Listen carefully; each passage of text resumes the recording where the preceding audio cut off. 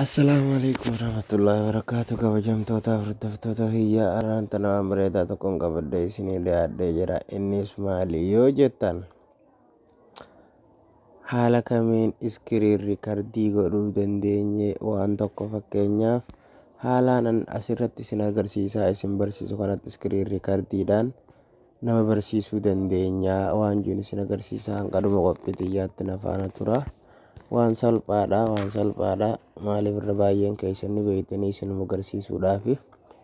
Innis maali yoo jennee kunoo asiin pilaayistoorii keessa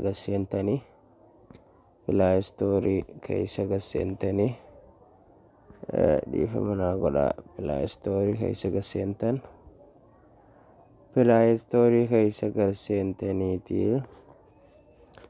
maal jettanii barreessitanii iskiriin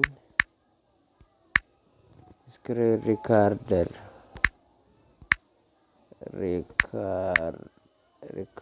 riikarding bakka iskiriin riikarding jettaniitu itti gadhooytanii kunoo akkuma mul'achaa jiru wanti kun ni mul'ata. Iskiriin riikarder isa hundarra inni filatamaan isa kana laal.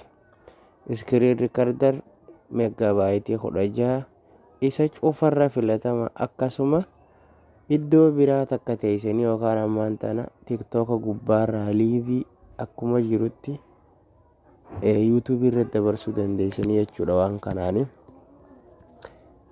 asiin gabbuufattanii jechuu waan kana laamstaan